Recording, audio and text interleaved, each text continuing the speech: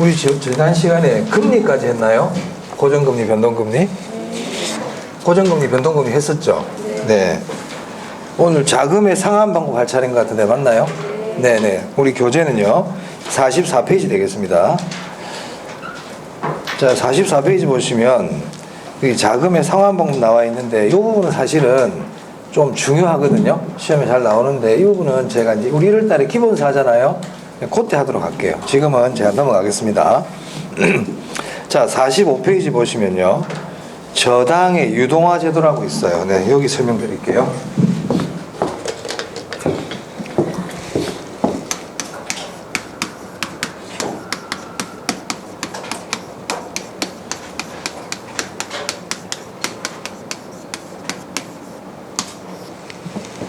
네, 이 저당의 유동화도 시험의 출제 빈도가 높아요.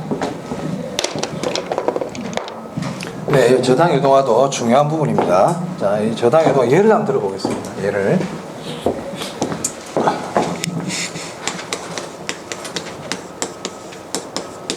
자, 홍길동이라는 사람이 있어요. 홍길동이라는 사람이 이제 집을 살려고 하니까 돈이 좀 부족해. 그러니까 돈이 부족하니까 은행 가서 대출을 받을 거 아니에요, 그죠? 그래서 울산은행에 가서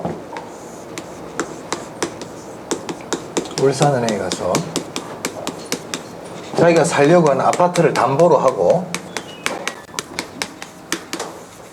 대출을 10억 원을 받았습니다. 네. 만기 20년 이렇게 대출을 받았어요. 그러니까 홍길동을 우리가 이제 돈을 빌리는 사람을 뭐라고 부르냐면 차입자라고 부릅니다. 차입자. 돈 빌리는 사람은 차입자. 은행은 돈을 빌려주는 사람이죠. 돈을 빌려주는 사람은 대출자라 불러요. 그리고 이제 우리가 은행 같은 경우를 금융기관이라 그러죠. 금융기관. 여기까지는 이해되셨나요? 어떤 내용인지. 은행 가서 이제 주택을 담보로 하고 대출을 받았다는 얘기죠. 자, 그런데 울산은행은 엊그저께 오픈해서 엊그저께 오픈한 지 이틀밖에 안 돼.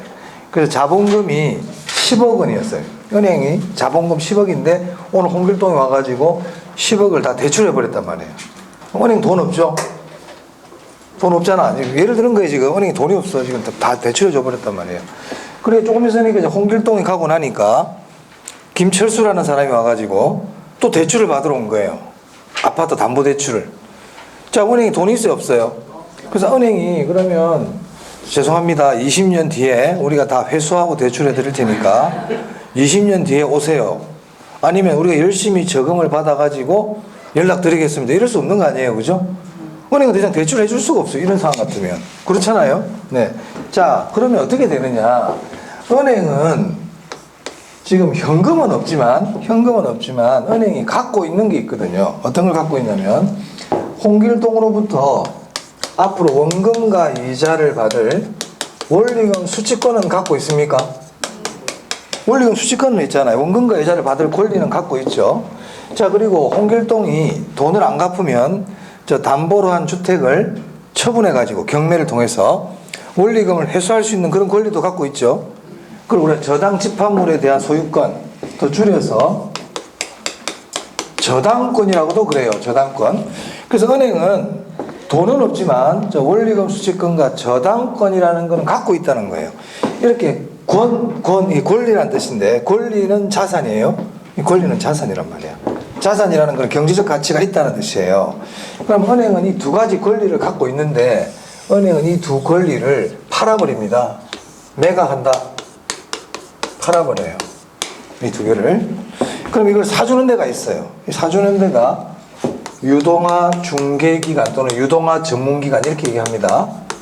유동화 중개기관, 유동화 전문기관 뭐 똑같은 일인데 여기서 사줘요. 우리나라는 어디서 이런 일을 하냐면 한국주택금융공사가 이 업무를 하고 있어요.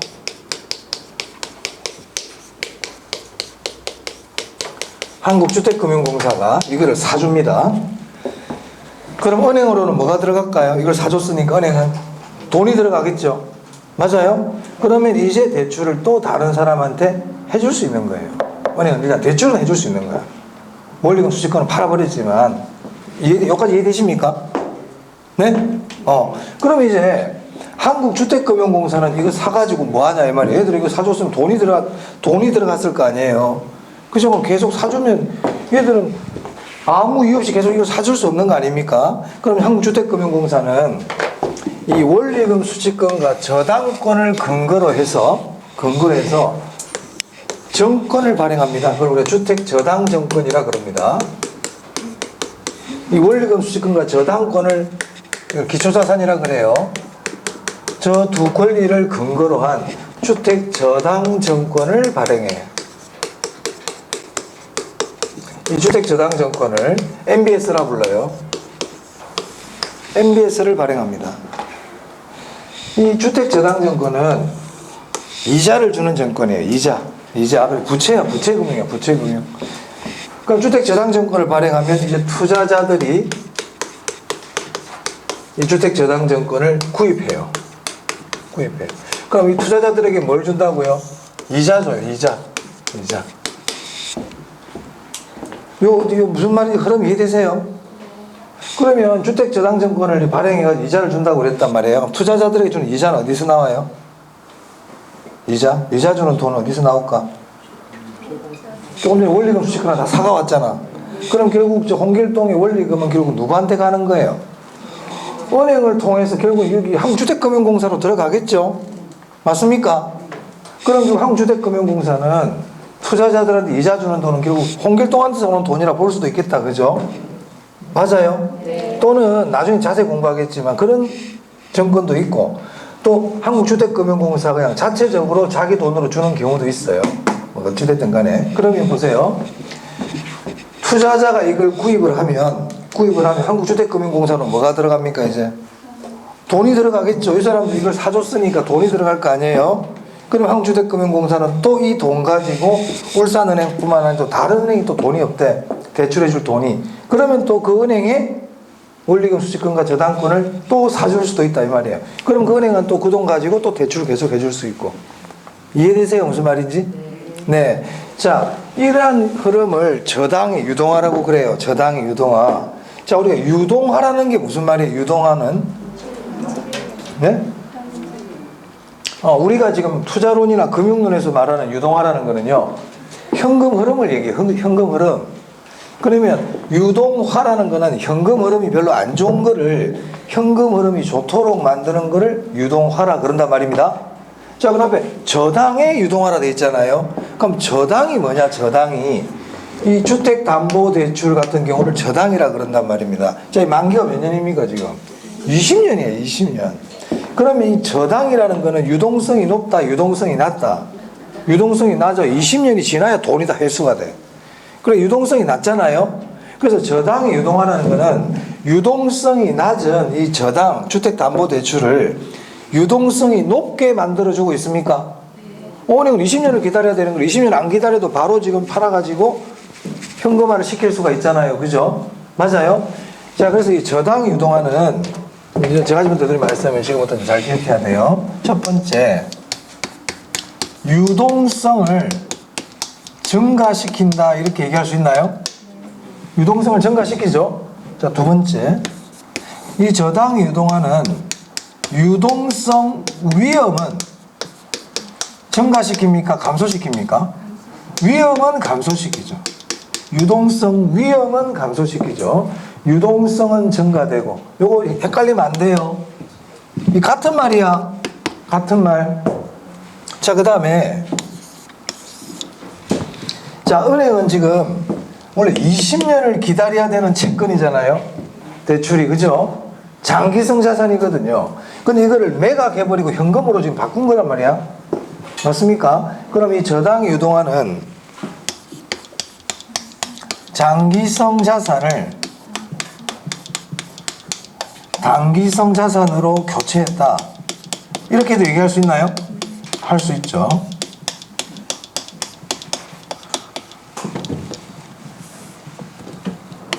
그럼 우리 시험에서 일단 여기서 한 문제 낼 수가 있어요.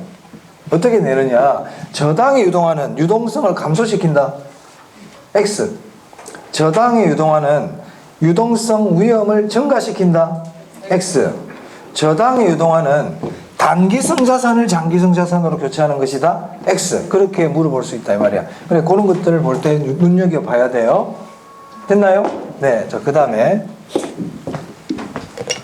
여기 차입자 있죠. 차입자. 여기 금융기관이 있어요. 차입자와 금융기관. 이 사이에 지금 대출을 해주는 이 시장을 1차 저당 시장이라고 부릅니다. 1차 저당 시장. 1차 저당 시장. 자, 그 다음에 여기 한국주택금융공사, 유동화 중개기관, 유동화 전문기관과 이 투자자. 이 사이에 형성되는 이 시장을 2차 저당 시장이라고 부릅니다.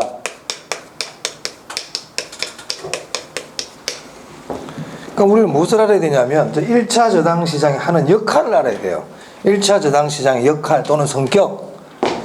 자, 1차 저당 시장은 주택담보라는 저당이 형성되는 시장이죠. 저당이 지금 만들어지는 시장이에요. 맞아요? 저당이 저기서 설정이 되잖아. 저당이 형성되잖아요. 그런데 이 2차 저당 시장은 1차 저당 시장에서 형성된 저당이 MBS라는 정권의 형태를 통해서 투자자들에게 매매돼 버리는 그런 시장이란 말이에요. 그래서 2차 저당 시장은 저당이 매매되는 시장이에요. 자, 그래서 1차 저당 시장은 저당이 형성, 2차 저당 시장은 저당이 매매. 조심해야 돼요. 저당이 매매 그러면 2차 저당입니다. 2차 저당 시장. 저당이 형성 그러면 1차 저당 시장입니다. 네, 시험에서 출제를 하고 있어요. 자, 그 다음에 이 1차 저당 시장은 여기 보시다시피 대출이 발생하는 시장이에요. 대출이 발생되는 시장이야. 그래서 1차 저당 시장은 자금 대출 시장입니다.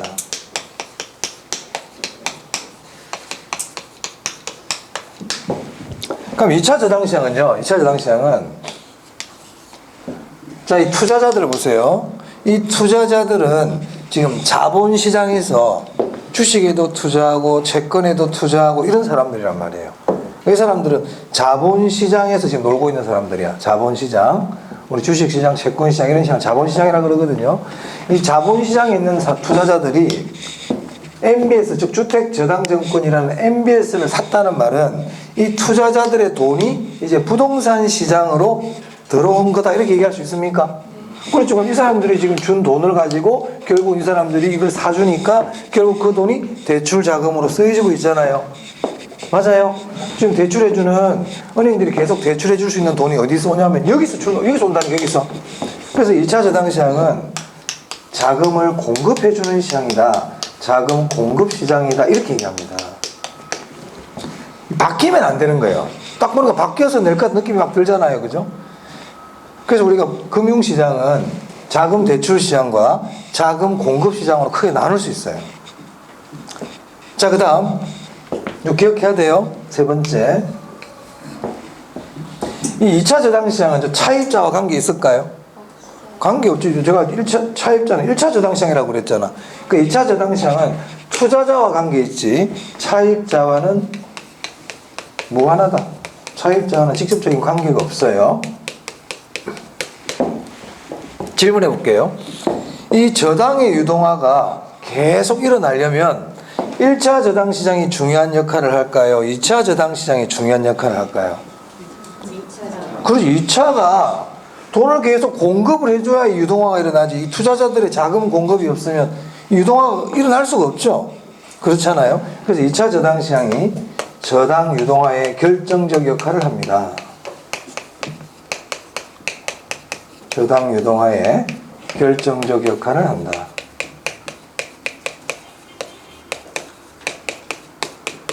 네. 자, 제가 지금까지 설명드린 것 중에서 중요한 내용은요.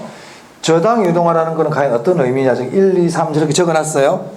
그리고 1차 저당 시장과 2차 저당 시장의 특징 제가 적어놨습니다. 이 부분을 잘 아셔야 돼요. 자, 그 다음에 그럼 이런 저당의 유동화를 하게 되면 어떤 좋은 점이 있을까? 어떤 효과가 있을까를 차입자 입장, 은행 입장, 투자자 입장에서 한번 보도록 하겠습니다. 자, 나중에 책에다 체크를 해드릴 테니까 지금 설명 잘 들으시면 되겠어요. 자, 홍길동 입장 한번 볼까요? 홍길동은 뭐 하는 사람이냐면 집을 살려는 사람이죠. 맞아요? 이 사람 대출받아 집 살려고 그러잖아요. 홍길동 다음으로 김철수도 왔다고 그랬잖아. 김철수는 만약 이거 없으면 집 못 사. 20년 기다려야 돼. 그렇죠? 그렇잖아. 극단적인 일 어쩔 수 없잖아. 돈이 없으니까. 자, 그러면 이 저당의 유동화라는 건 기본적으로 머릿속에 이런 생각 하시면 돼. 은행에 돈이 풍부하다. 이렇게 생각하시면 됩니다. 은행에 돈이 풍부해집니까? 은행에 돈이 풍부해지고 현금이 잘 돈단 말이에요. 은행이. 그 말은 은행이 현금이 풍부하다. 이 말은 대출해 줄 수가 있다. 대출해 주기가 쉽다. 이런 얘기잖아요. 맞아요? 그걸 거꾸로 얘기하면 빌리는 사람 입장에서는 빌리기가 쉽다. 이 말은 은행에 돈이 없으면 어떻게 돈을 빌립니까? 그 이 말은 빌리는 사람 입장에서는 돈 빌리기가 쉽다는 뜻이죠. 맞아요? 그럼 이 말은 집 살 기회도 많아진다. 이 얘기입니까? 주택 구입의 기회가 확대되겠죠. 맞아요? 그럼 주택의 수요가 어떻게 된다는 거예요? 증가하죠. 일단 그게 수요자 입장에서의 장점이에요. 저당의 유동화가 일어나면 주택의 수요가 증가해. 집을 살 수 있는 기회가 많아져요. 오케이? 네. 자, 그 다음 은행 한번 봅시다. 은행은 제가 조금 말씀드렸어요. 유동성이 증가하고 유동성 위험이 감소해. 그렇죠? 자, 그 다음에 자, 우리가 자산은 장기성 자산이고 단기성 자산이 있거든요. 자, 은행 입장에서는 돈을 빌리는 사람 입장에서는 저 대출이 부채지만 은행 입장에서는 저 대출해 준 거는 은행 입장에서는 자산이야. 맞아. 은행 회계에서는 그걸 자산으로 취급하거든요. 그럼 20년 기다리는 거는 장기성 자산이고 대출 기간이 짧고 하는 거는 단기성이겠죠.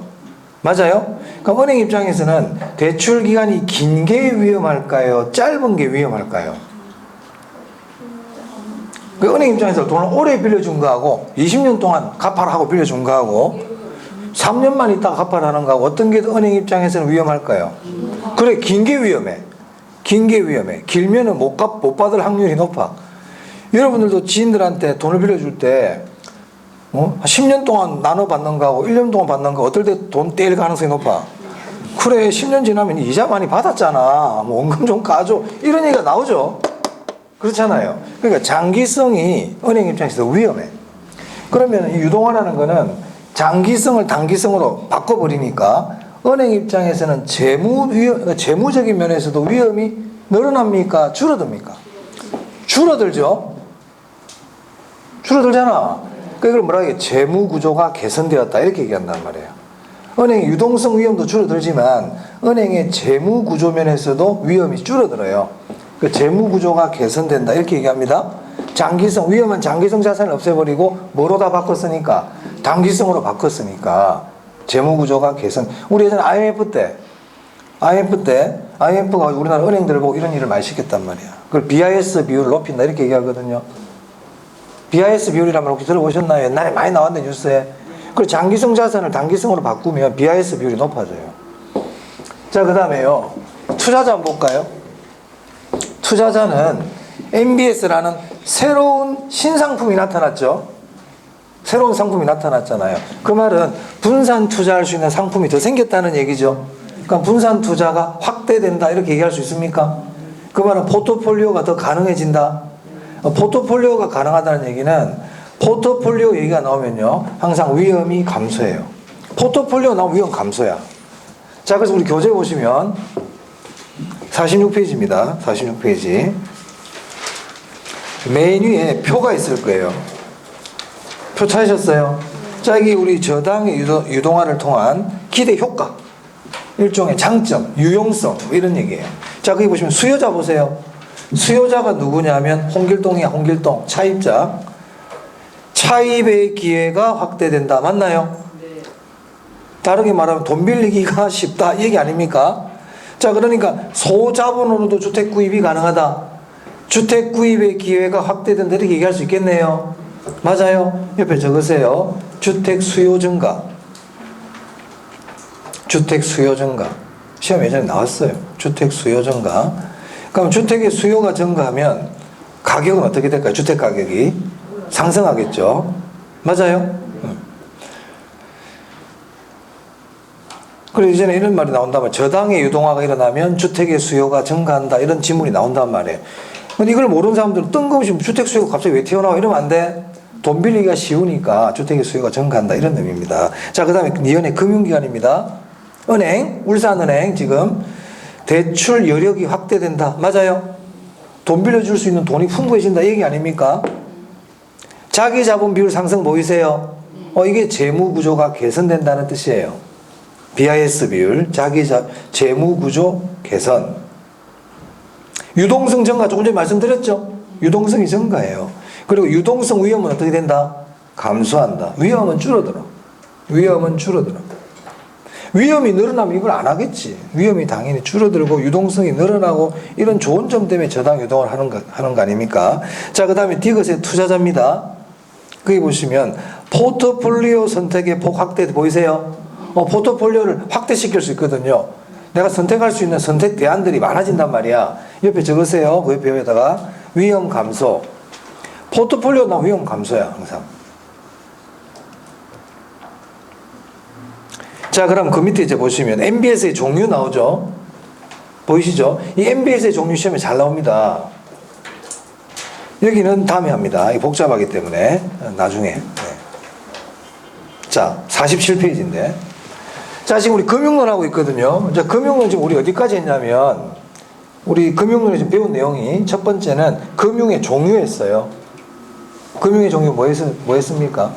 지분금융과 부채금융 했죠? 안 했나? 했지? 했단 말이야. 지분금융과 부채금융, 금융의 종류에 대해서 일단 공부했거든. 그죠? 자, 그리고 나서 이자율에 대한 공부를 했어요. 우리가 돈을 조달하고 돈을 빌려갈 때는 이자율이라는 게 중요하지 않습니까? 그래서 이자율 공부했단 말이야. 이자율 뭐 있었어요? 고정금리, 변동금리. 맞아요? 그러면 이제 돈을 빌렸으면 돈을 갚는 방법이 있을 거 아니야. 그게 저당의 상환 방법인데 그 시험에 잘 나온다고 그랬다. 근데 그거는 제가 다음에 한다고 그랬어요. 그죠? 저당의 상환 방법. 그 다음에 저당의 유동화 했고요. 그리고 이제 뭘 할 거냐면 돈을 조달하는 방법들이 많이 있거든. 우리 지분금융할 때 신디케이터, 조인트 벤처, 리츠 이런 것들이 있었잖아요. 맞아요? 그런 것들은 그럼 어떻게 돈을 조달하는 건지 이제 구체적인 것들 하나하나씩 배우는 거예요. 자, 지금부터는 돈을 조달하는 방법에 대해서 공부합니다. 자, 그래서 47페이지 보면 부동산 금융의 동원 방법. 다르게 얘기하면 자금을 조달하는 방법. 이걸 공부한다는 거죠. 자, 첫 번째 나오는 게 뭐냐면 프로젝트 파이낸싱이네요. 자, 프로젝트 파이낸싱 보겠습니다. 네, 47페이지.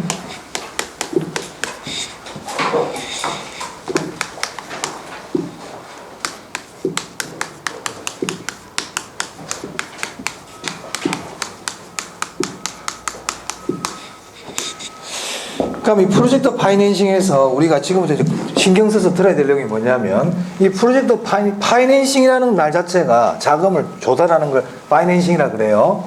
그럼 프로젝트 파이낸싱은 일반 다른 기업의 다른 자금 조달 방법하고 차이점이 있어요. 그래서 프로젝트 파이낸싱이 다른 금융 방법과의 차이점.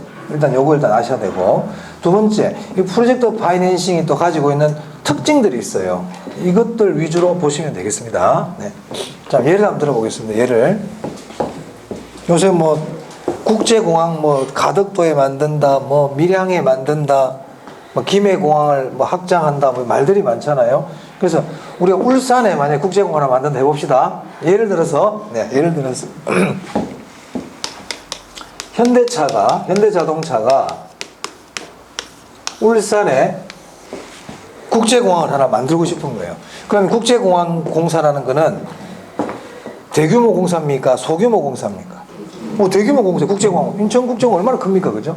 대규모 공사란 말이야. 그러니까 공사 기간이 짧을까, 길까? 길죠? 그래서 여기서 말하는 프로젝트라는 거는, 이 프로젝트 파이낸싱은 주로 대규모, 장기 공사인 경우에 자금 조달 방법이에요. 대규모 장기 공사인 경우. 그럼 돈도 많이 들겠네? 돈도 많이 들죠. 자, 그럼 현대자동차가 울산 국제공항 공사를 할 때 돈이 많이 들어가고 장기간 공사란 말이에요. 리스크가 커요. 그럼 만약 이 프로젝트 공사가 잘못돼 버리면 현대차가 타격이 엄청나게 크겠죠. 그죠? 뭐 한 10조, 20조를 집어넣었는데 그게 아무것도 안 돼버렸다 그러면 엄청나게 타격이 클 거 아닙니까?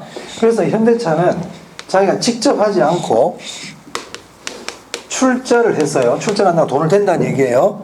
출자를 해서 회사를 하나 만듭니다. 프로젝트 회사를 하나 만들어요. 이 프로젝트 회사라는 거는 이 프로젝트를 수행하기 위한 회사다 이 뜻입니다. 오케이? 참고로 이 프로젝트 회사는 아까 말씀드린 것처럼 이 프로젝트를 위해서 만든 회사야. 그럼 이 회사는 프로젝트가 끝나면 어떻게 될까? 프로젝트가 끝나면 없어져 버리는 회사들은. 그래서 이 프로젝트 회사를 우리가 이렇게도 불러요. 특수목적회사 또는 특수목적법인 이렇게 부릅니다. 영어로는 SPC 이렇게 얘기해요. 참고로 이런 특수목적회사들은 실체가 없어. 페이퍼 컴퍼니야. 서류상으로만 존재해. 명목상 회사인 경우가 많아요. 자, 이 명목상 회사는요, 법인세 감면 혜택이 있어요.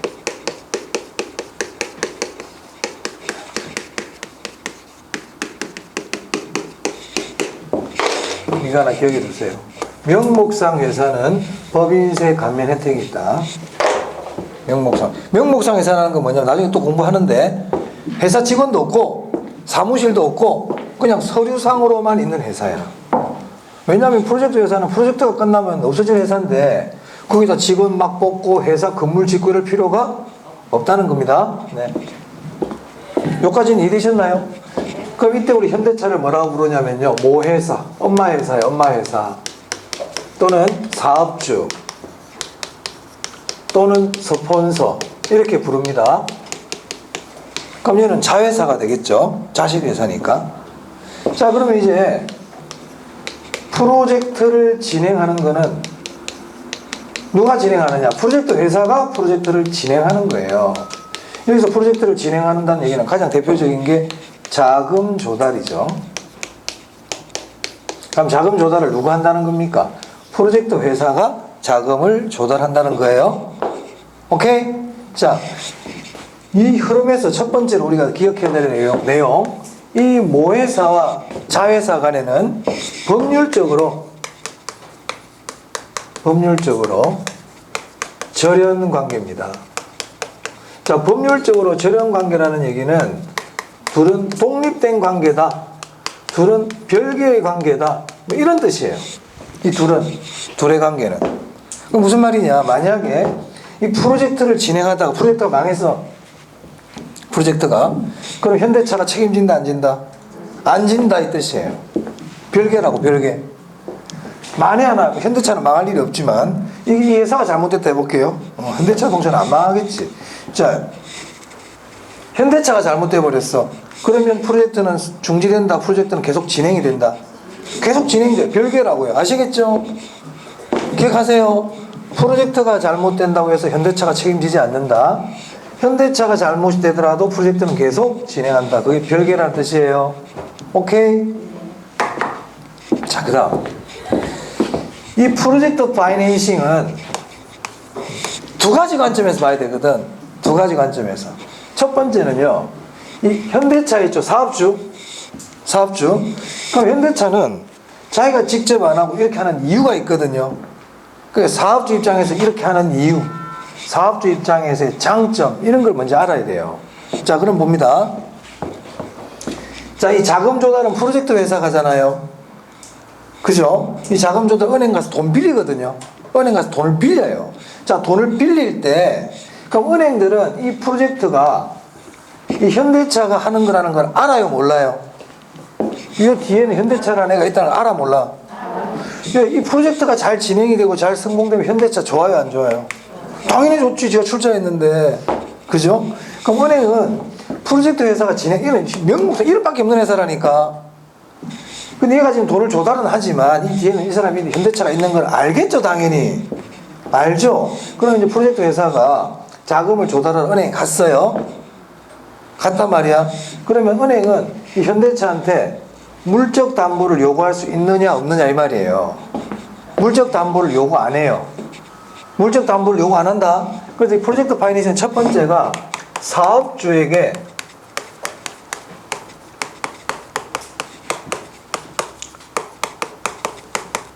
물적 담보를 요구 안 합니다. 사업주에게. 그래서 일단 프로젝트 파이낸싱의 첫 번째 기억할 내용은 물적 담보가 필요 없다는 거예요. 그럼 은행들은 그 많은 돈을 무엇을 보고 주느냐, 이게 이제 포인트란 말이야. 그럼 뭐 믿고 돈을 주냐는 거예요. 이거 기억해야 돼. 프로젝트 파이낸싱은 미래의 현금 흐름 또는 미래의 수익성, 미래 현금 흐름, 미래의 수익성을 담보로 자금을 제공해 주는 겁니다. 물적 담보가 필요한 게 아니고 미래의 수익성을 담보로 자금을 주는 거예요. 이게 프로젝트 파이낸싱의 첫 번째 큰 특징이에요. 됐나요? 자, 그럼 이제 우리가 프로젝트 파이낸싱을 볼 때는 두 가지 관점에서 봐야 되거든.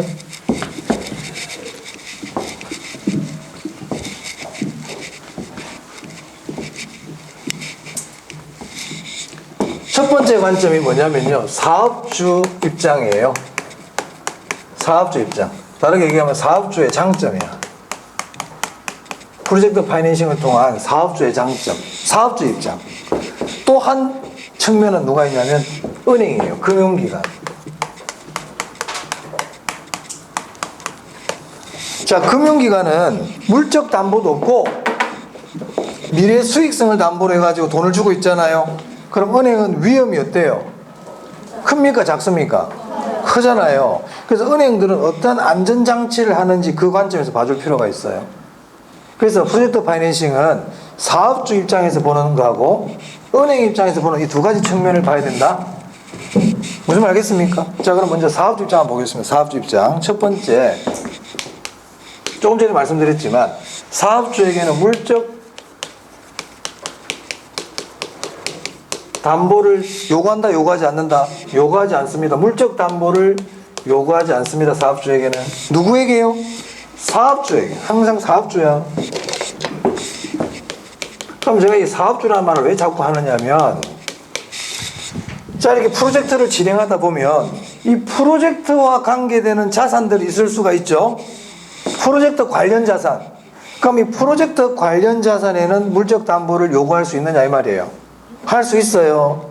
그래서 이 프로젝트 파이낸싱은 프로젝트와 관계되는 현금 흐름, 프로젝트와 관계되는 자산, 이거를 담보로 자금을 조달하는 거지, 사업주의 물적 담보나 사업주의 현금 흐름 가지고는 자금을 주는 게 아니라는 겁니다. 네? 프로젝트와 한정된 자산과 프로젝트와 한정된 이와 관련된 미래 현금 흐름을 담보로 자금을 제공해 주는 거지, 사업주의 뭐가 가지고 자금을 주는 거는 아니다 이 말이에요. 그래서 항상 사업주. 이게 만약에 프로젝트 관련 자산에 물적 담보를 요구하지 않는다, 그럼 X인 거야. 무슨 말인지 알겠습니까? 자, 그 다음에 두 번째. 자, 이 프로젝트 회사가 은행에 가가지고 돈을 갖다 한 1조를 빌렸다 그래 볼게. 1조. 그러면 이 현대차 장부에는 프로젝트 회사가 돈 빌린 내용이 이 현대차 장부에 나올까 안 나올까? 안 나온다. 제가 별개라 그랬잖아요, 제가. 맞아요. 사업주의 장부에는 요 밑에 새끼 회사가 돈 빌리고 한 내용들이 엄마 장부에 나온다 안 나온다? 안 나와요. 이처럼 장부에 안 나오는 걸 뭐라 그러냐면 부외금융이라 그래요. 장부에 나타나지 않는 금융, 부외금융. 누구 장부에 안 나타난다고? 다 사업주야, 지금. 사업주지. 그럼 이 어떤 좋은 점이 있느냐? 만약 현대차의 본연의 업무 때문에 은행에 대출 받으러 갔단 말이에요. 프로젝트 말고 현대차 자기 일 때문에 은행에 대출 받으러 갔어요. 그럼 은행에서는 장부 갖고 오라 그럴 거 아니에요? 그러겠죠? 당연히 장부 갖고 재무제표 갖고 오라 그러거든요. 그 장부를 갖고 왔더니 장부에 만약에 프로젝트 관련 부채가 딱 적혀 있어. 부채 5조. 그 은행에 돈 빌려줘, 안 빌려줘? 사장님 장난합니까? 이러면서 안 빌려줄 거 아니에요. 그건 장부에 있어, 없어? 없죠? 그러면 이제 현대차 입장에서는 돈을 빌릴 수 있는 능력이 더 커지고 있잖아요. 맞아요? 그래서 이렇게 표현합니다. 부외금융은 재무 수용 능력을 높여준다. 돈을 더 많이 빌릴 수 있다. 앞에 누구의 채무 수용 능력을 높여준다? 사업주. 이걸 시험에서 대출자, 금융기관 이렇게 잘 바꿔요. 대출자의 채무 수용 능력을 높여준다. 몇 개 씁니까? 대출자는 은행이에요. 은행의 채무 수용 능력 높여줄 리가 없잖아요. 무슨 말 알겠죠? 그런데 우리는 보면 이것만 딱 보고는 그래 버리거든. 앞에 것까지 같이 봅니다. 누구의 채무 수용 능력을 높여준다? 사업주. 조심해야 돼요. 사업주의 채무 수용 능력을 높여주는 거예요. 자, 그 다음에 자, 프로젝트가 잘못됐어. 프로젝트가. 그럼 은행들은 현대차 보고 돈을 갚아라 한다, 돈을 갚아라 할 수가 없다. 할 수 없다. 그걸 뭐라 그러냐면 비소구라 그래요. 소구라는 건 우리가 소송을 통해서 돈 갚으세요 하는 게 소구거든요. 그게 소구야. 그런데 돈을 갚아라고 얘기할 수 있다, 없다? 없다. 그래서 그걸 비소구라 그럽니다.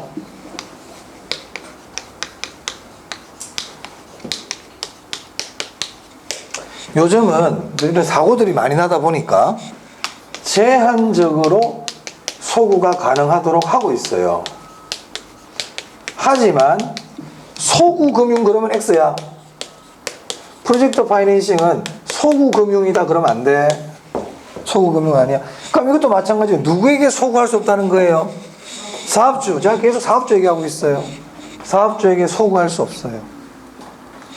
자, 그 다음에 이제 금융기관 입장 한번 보겠습니다. 금융기관 볼까? 여기까지는 사업주 입장이었고, 금융기관. 자, 외우려 그러면 안 돼요. 이해를 해버려야 돼. 자, 금융기관은 일단 위험이 어떻다고 그랬어요? 금융기관은, 은행은 위험이 작아요? 위험이 커요? 위험 커요. 자, 참고로 은행은 위험이 커지면 이자 많이 받을까? 이자 작게 받을까? 많이 받아. 그게 일종의 요구 수익률이야. 은행 입장에서 요구 수익률인 거야. 위험하니까 이자 더 받아야 돼.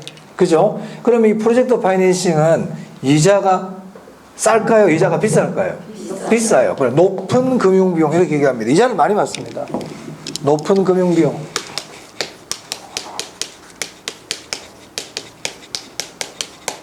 이자 많이 받아요.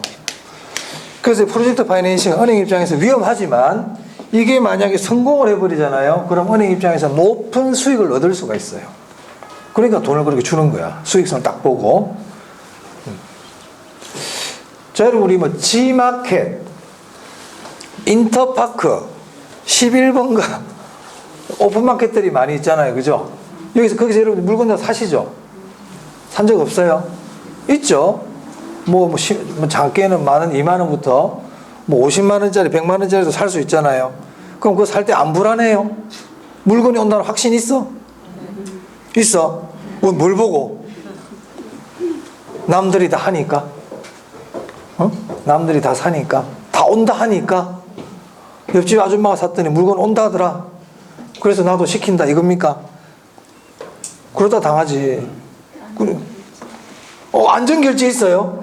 있어. 그래, 안전결제가 있다. 안전결제가. 그렇지. 그러면 우리 에스크로라고 부릅니다. 에스크로우. 자, 무슨 말이냐면 결제를 하면 이 돈이 판매자에게 바로 안 가거든요. 한 군데 아까 말 안전결제 계좌라는 별도의 계좌가 있거든요. 여기 돈이 들어가는 거예요. 그럼 이제 판매자가 소비자에게 물건을 줬다는 게 확인이 되잖아? 그러면 입금을 해줘요. 안전장치가 있단 말이야. 자, 여기도 보세요. 저 은행 입장에 생각해 봐봐. 은행이 지금 물적 담보도 없고, 그죠? 그런데 얘들한테 이 프로젝트 회사나 여기 시공사들이 있을 거 아니에요. 공사는 시공사들. 얘들 통장으로 돈 넣어주면 먹튀할 수 있어, 없어요? 엄청나게 큰 돈인데 눈 질끈 까고 먹튀해버리면 큰일 나잖아. 물적 담보도 없고 아무것도 없는데. 맞아? 그러니까는 직접 돈을 안 넣어줘요.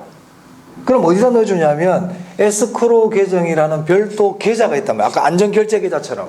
무슨 말 하겠습니까? 그럼 첫 번째 이런 질문이 나올 수가 있어.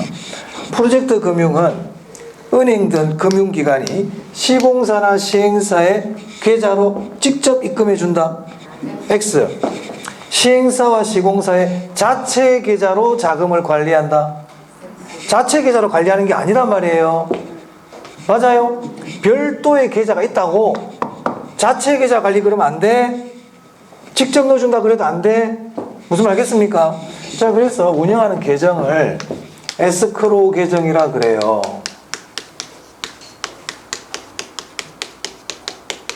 이 에스크로우 계정은 자금 결제의 위탁 계정이야. 맡겨둔 계정이라고. 그럼 에스크로우 계정을 운영한다. 이건 일단 말씀드렸고, 그럼 여기 자금을 집행할 때, 그럼 모든 돈은 여기를 통해서 집행이 되거든요. 일단 돈은 저기 들어가야 되는 거야. 은행에 돈이 들어가면. 자, 그럼 여기서 이제 돈이 나가요. 그럼 돈이 나간다는 얘기는 공사비도 여기서 나가야 되고, 맞아요? 그리고 이 시행사들의 프로젝트 회사 이익도 여기서 다 나가는 거예요. 그러면 공사비를 먼저 줘야 될까요? 이 프로젝트 회사 시행사의 이익을 먼저 줘야 될까요? 공사비를 먼저 줘야 됩니다. 그거 기억해야 된다. 시험에 한 두세 번 나왔단 말이에요. 공사비를 먼저 집행한다.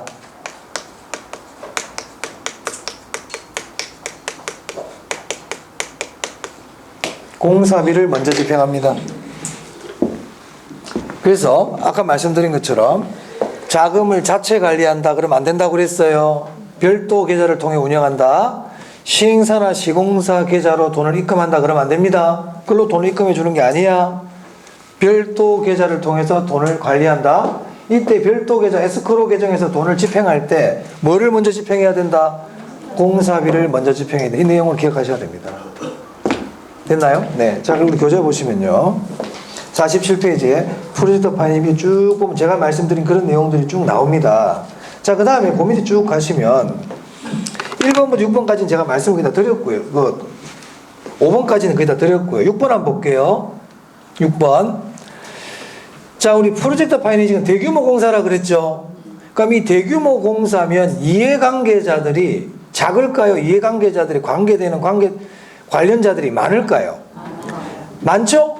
자, 앞으로 우리 부동산학 개론에서 이해관계자가 많습니다. 제가 이런 얘기를 하잖아요. 그럼 여러분들은 그냥 자동으로 속도는 좀 느리겠구나 이렇게 생각하세요. 사업 속도는 어떻게 된다? 느리다. 이해관계자가 많다 그러면 속도는 느리겠네. 좀 내부에서 좀 시끄럽겠네. 자기들끼리 니 잘났네 내 잘났네 하고 많이 다투겠네. 책임을 회피하는 문제도 생기겠네 이렇게 생각하라고요. 그래서 6번에 보시면 복잡한 계약에 따른 사업의 지연과 이해관계자가 많아서 그래. 사업의 지연, 이해 당사자 간의 조정이 어떻다? 어렵다. 니 잘났다 내 잘났다 이런 식으로 한다 이 말입니다. 의견 일치되기가 힘들다는 얘기죠. 자, 우리도 여러분들 뭐 이렇게 모임 같은 거 할 때 뭐 회원들이 뭐 많으면 많아서 의견 일치가 잘 돼요 안 돼요? 안 돼. 뭐 진짜 밥 하나 먹으러 가는데도 통일이 안 되는 거야. 우리 집도 애들 밥 먹으러 갈 때도 애 둘이 데리고 가는데 통일이 안 돼가지고 싸우고 그러는데 우리 딸은 뭐 먹자 아들은 뭐 먹자 우리 우리 엄마는 나는 집에 가자 그냥. 의견일치하기 힘들더라고요. 의견일치가 정해놓고 가야 돼. 그래서 그죠? 자, 그 다음에요 7번 보세요. 여기는 아까 말씀드린 대로 이해관계자가 많다 그랬죠. 그런데 이 프로젝트 파이낸싱은 위험이 크거든. 그러다 보니까 이 위험을 분산시켜놔요. 위험 분산 동그라미. 위험 분산 동그라미. 위험이 집중된다 그러면 안 되고 위험이 분산돼. 자, 그 다음 제가 지금 말씀드리는 지금 5번까지는 시험에 그냥 많이 나왔다. 제가 지금까지 설명드린 내용도 시험에 많이 나왔어. 근데 거기 6, 7, 8번은 시험에 많이 지금까지 나온 적이 없어. 하지만 이제 이런 것들도 봐놔야 돼. 최근에 시험 경향을 보면 잘 안 물어보는 것들이 이제 툭툭 튀어나오기 시작하거든요. 그래서 6, 7, 8번도 봐놔야 된다는 겁니다. 자, 7번 보시면 위험 분산 말씀드렸죠. 자, 8번 볼게요. 거기 정보의 비대칭성 문제가 뭐라고 돼 있어요? 감소. 정보의 비대칭성 문제 감소 줄치고 감소 동그라미. 그럼 이게 무슨 말일까? 설명드립니다. 그러면 정보의 비대칭성 문제가 감소된다. 이 말을 우리가 이해를 하려면 정보의 비대칭이 뭔지부터 알아야 될 거 아니에요. 정보의 비대칭이 얘기한 적 있어요? 없어요? 네? 그렇죠. 기억이 안 나지. 자, 기억이 안 난다. 그럼 이제 우리는 이런 문제가 많이 봉착할 거야. 시험 공부하다 보면. 기억 안 나는 경우가. 그럼 기억이 안 나면 어떻게 해야 돼? 다시 봐. 지금 당장 해결해야 된다 생각해 봅시다. 그럼 이 글자를 뚫어지게 본다 이제. 정보의 뭐라고요? 항상 이 글자 안에는 의미가 숨어 있다고 그랬다. 그러면 정보는 뭔지 알아요? 정보는 뭔지 알지? 어제 옆집 순돌이 엄마가 뷔페 가서 막 밥 먹고 왔다던데 이 정보야? 네? 정보는 뭔지 알아? 비대칭이 뭔지 알면 되겠네. 비대칭. 그럼 비대칭이라는 건 느낌상 공평한 거야, 공평하지 않은 거야? 공평하지 않지. 우리가 저울이 있으면 한쪽으로 이렇게 기울어진 게 비대칭이죠. 맞아요? 그럼 정보의 비대칭이랑 정보가 기울어져 있다. 정보가 공평하지 않다. 그럼 이게 무슨 말이냐? 저 사람 알고 있는 거하고 내가 알고 있는 거하고 같다, 다르다? 다르다. 저 사람이 알고 있는 만큼 나는 잘 모르고 있다. 맞아요? 그래, 이게 정보의 비대칭이야. 조금만 생각해 보니까 의미를 파악할 수 있어, 없어? 안 돼? 파악이? 이렇게 노력을 해야 돼요. 이렇게 노력을 해야 된다. 계속. 그런 게 실력이야. 가르쳐 주는 거 봐도 실력이 안 늘어. 내가 자꾸 방법을 찾아봐야 돼. 안 그래요? 저 건설 현장에서 집을 짓는데 오늘 처음 입사한 신입이란 말이에요. 그럼 처음에는 위에 있는 선배들이 가르쳐 주죠. 기본적인 걸 가르쳐. 못을 박을 때는 망치를 들고 머리를 때려라. 페인트 칠할 때는 붓을 들고 이렇게 하는 거야. 가볍게 위를 아래. 기본을 가르쳐 줬어. 근데 하다 보니까 구석대기에 페인트 칠을 해야 되는 문제가 생긴 거예요. 그럼 이거 어떻게 해요? 자꾸 물어보면 어떻게 돼? 집 막힌단 말이야. 가르쳐 줬잖아. 그럼 못을 여기 말 때 어떻게 해야 돼? 기본을 생각을 해봐야지. 자꾸 물어보면 돼요. 그럼 실력 안 늘지. 자기가 노력이 없잖아. 그럼 실력 안 늘어. 공부 똑같아. 그러니까 어떤 문제가 나왔을 때 중요한 부분인데 이 의미를 모르겠단 말이에요. 그럼 어떤 사람은 동영상 바로 돌려봐야 되겠다. 귀찮다. 그런 사람이 있고, 두 번째 사람은 이게 뭘까? 고민을 해보는 거야. 고민을 해봐야 돼. 그래야 안 잊어먹어. 쉽게 가르쳐준 거는 쉽게 잊어버려요. 근데 내가 고민하고 고생해가지고 그 의미를 알아내고 했던 것들은 오래 간단 말이에요. 지금부터 그렇게 공부를 해야 됩니다. 우리 시간이 있기 때문에 아직까지. 만약에 이 공중에서 공부를 5월달 이후에 공부한 사람들은 그렇게 공부 못해요. 왜? 마음이 조급하거든. 시험이 내일 모레인데 지금 어떻게 지금 고민하고 하겠어요. 조급하지. 그러니까 공부의 깊이가 없지. 깊이가 없는 거야. 그런데 지금 우리가 공부를 빨리 시작했기 때문에 지금부터 공부할 때는 좀 그런 식으로. 무슨 말 알겠습니까? 다른 과목들을 그렇게 공부를 해줘야 돼요. 그래야 내게 돼요. 전부 다 그럴 필요는 없고 시험에 잘 나오는 부분들은 항상 그런 마음으로 봐야 됩니다. 그럼 일단 정보의 비대칭이 뭔지는 모르겠지만 알고 있는 게 다르다는 얘기구나. 그 얘기다, 그죠? 그럼 그게 줄어든다는 얘기잖아요. 그럼 이게 무슨 말이냐면, 자, 은행에 대출 받으러 갑니다. 자, 여러분, 일반적으로 여러분들이 은행에 대출 받으러, 신용대출 받으러 갔다 그래 볼게요. 신용대출. 그러면 창구 앞에 앉아있는 직원이 있고, 이제 내가 있어요. 그럼 창구 앞에 있는 직원은 나에 대해서 잘 알아요? 몰라요? 잘 몰라요. 정보의 비대칭이야?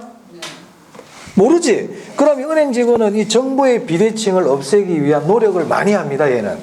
나에 대해서 많이 알고 싶어 해. 그럼 뭐를 가지고 오라고 그래? 소득금액 증명을 가져오세요. 직장인이시면 뭐 각근세, 원청진수, 명세서, 뭐 건강보험료 납부 확인서, 뭐 각종 자료를 갖고 오라고 그러죠? 그거는 정보의 비대칭 줄이려고 하는 거예요. 줄이려고. 자, 그런데 우리 프로젝트 파이낸싱 봅시다. 이 프로젝트 파이낸싱은 사업주에게 물적 담보라는 걸 요구합니까? 요구 안 합니다. 사업주의 신용도 안 봐요. 그럼 이 프로젝트 파이낸싱에서 돈을 줄 때 은행은 뭘 본다는 거예요? 수익성 보는 거야. 이 사업이 과연 돈이 되는지 안 되는지만 본단 말입니다. 그러면 돈 빌리는 사람은 은행 갈 때 뭐 들고 갈까요? 사업 계획서 가지고 가요. 사업 계획서. 오케이? 그러면 은행 직원하고 나하고는 책상 위에 뭐만 하나 올려놓으면 돼? 사업 계획서만 올려놓으면 돼. 그러면 알고 있는 바가 은행 직원이나 내나 검토해야 될 게 달라요? 똑같아요? 똑같지. 이것만 보면 된다고. 다른 거 생각할 필요가 없다고. 그럼 정보의 비대칭이 어떻게 돼요? 감소하죠. 맞아요? 그래서 프로젝트 금융은 사업의 타당성만 검토하면 되기 때문에 정보의 비대칭이 어떻게 된다? 감소한다 이 말입니다. 증가한다 그러면 안 돼요. 정보의 비대칭 감소. 자, 그래서 프로젝트 파이낸싱에 대해서 봤습니다. 조금 쉬었다가 신디케이터 보겠습니다.